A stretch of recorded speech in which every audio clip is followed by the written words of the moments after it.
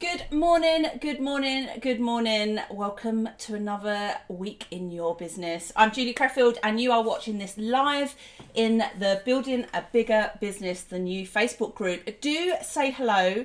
I'm going to just share what is going to be going on all of this week. I am super excited this morning because my brand spanking new website has gone live, and to celebrate that, I didn't want to just put it out there and go, hey, I'm excited, and then not mention it again. So all of this week, I'm going to be delivering a 30-minute training every day in this group at 9 o'clock, sharing some of my lessons from the last 2 decades in business.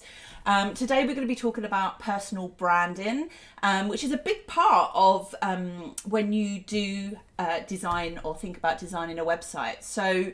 And the other thing that I'm going to be talking about is my Black Friday deal. I know everybody's inboxes are full of Black Friday deals. You can see mine on the screen. I'm going to be talking a little bit about that later on in the call. So I've got a question for you. When it comes to personal brand, like your personal brand, what do you think that it means? All right, so let me know in the comments. I'm just going to pull up the comments on, there we go, so I can see what's going on. Let me know if you're watching this live, hashtag live. If you're watching it on the replay, hashtag replay. I know there's lots of people doing the school run and stuff like that. So I'm just super excited this week just to share some stuff, to share some of my thought process around the creation of this website, because it feels like I've been putting it off for a long time. I haven't had a fit for purpose website as a business coach and consultant ever.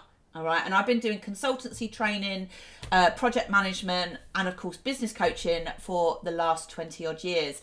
And I've just never prioritized having a website. I used to have a website which I created myself, cringe, many years ago, called, so my consultancy company is called Urban 8 Creative Solutions. It was awful. But I didn't know any better. And then I had one, juliecreffield.com, which was more for my life coaching work, and it wasn't fit for purpose, and I had website shame, and none of us want website shame. But I want to share a story with you because some of the people in this group will know who I am. Hopefully my website will give you a little bit of an insight into that, and that's what our website should do. It should give us a little bit of a peek into who that person actually is. But I can remember the first time I thought about websites, and it was back in around 1999 or the year 2000, which was the year that I was in my final year at university. I did a performing arts degree, and as part of my final year research, I did my dissertation, and I did a group, I created a community arts project, and it was looking at how different cultures pull together to create kind of hybrid subcultures, right? So I was particularly looking at street dance, but I was interested in how people who are different use community to come together to find kind of shared commonalities. And I can remember going to my university lecturer and saying that I was quite interested in how technology could help with that. I had my eye on a master's, so the University of East London did a master's in multimedia, and it was around that time I was thinking about going from my degree and going to do this master's in multimedia. And what I was curious about is, as artists, and that's what the 40 people on my course were, how would we promote ourselves once we went out into the big wide world? If you're an actor, you get into Spotlight, which is the kind of directory for actors. But if you're not an actor, if you're a director, if you're a choreographer, if you're more of a mixed media artist, there wasn't back then any way of really promoting yourself. You know, websites were more for kind of corporate and training companies and brands, because we're thinking like 20 odd years ago. And so I was really curious, how do we create a personal brand? And what was really interesting, my lecturer back then just didn't get it. He was like, yeah, I don't think there's any legs in that as a project. So I kind of parked it. But it's interesting that even back then, even 20 years ago, I was questioning how we use digital, which wasn't really a thing back then, to get ourselves out there into the world. So the new website. The new website has been 8 weeks, I think 8 or 9 weeks in the making, in terms of working with my web designer, a lovely lady called Liz from Luna Creative, I think is her title. Next week, Monday, we are doing a Q&A. So we're going to be talking all about how the website came about, and all of those juicy things. But in terms of personal brand, here's what I feel. I feel like sometimes people get caught up in thinking that their personal brand is about a logo, right? Yes, I have a logo. You can see it up here, right? It is just my name. And what's really funny is when I worked with a graphic designer to come up with a logo, all of the logos that they come up with I hated. I was like, can we just not use my name in the way that I would probably write it? And because, you know, I am a no nonsense kind of person. And so I think visual identity is only one part of your personal brand, right? Only one part. And so the other parts of it, I think, are, yes, having digital assets. So having a website, having social media graphics, having stationery, you know. But the caveat to that is so often those things are used to procrastinate, right? It's known as procrastinating. You know, hands up if you spend far too long on Canva tweaking things rather than going out and building your business. So quite often I feel business owners do things the wrong way round. They focus on the visual identity and instead of thinking about who they really are, what programs they want to run, and doing it from the inside out, if that makes sense. For me, the graphics, the visual identity can evolve over time, and you can get there in the end. Like, what you can't fake and what you can't put off is your messaging, your values, the thread that runs through all of your programs, like what you stand for and what people say about you behind your back, right? So I think in terms of the messaging, there's two things that are important, maybe three. Okay, so there are three things that are important when it comes to messaging.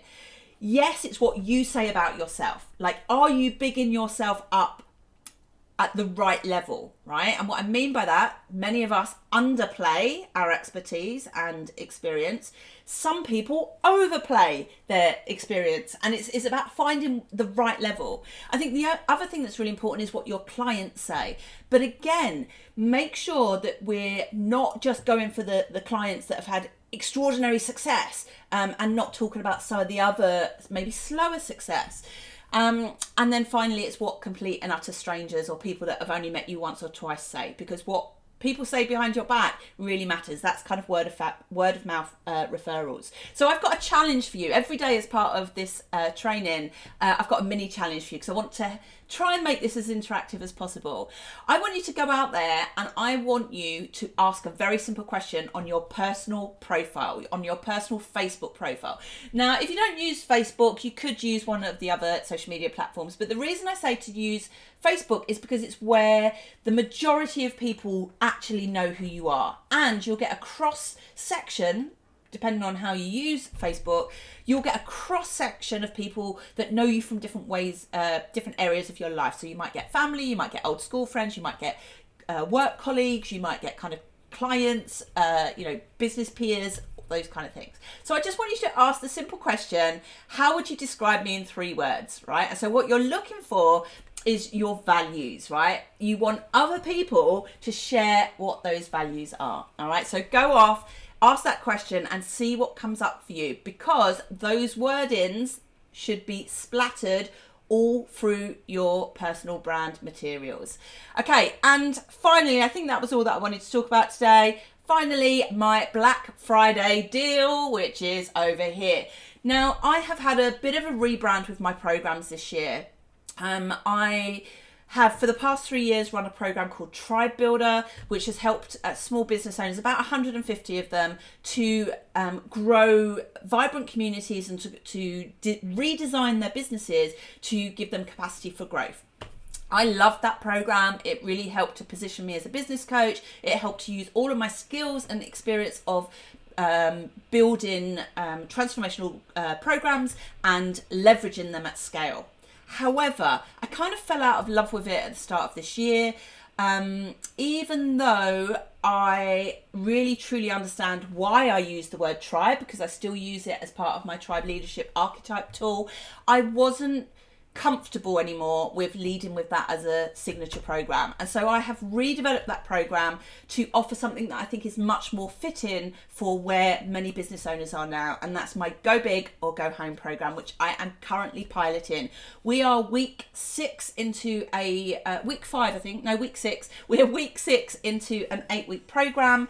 And they are having a whale of a time. I've just got some midpoint feedback, and I cannot wait to run it properly for real in 2022.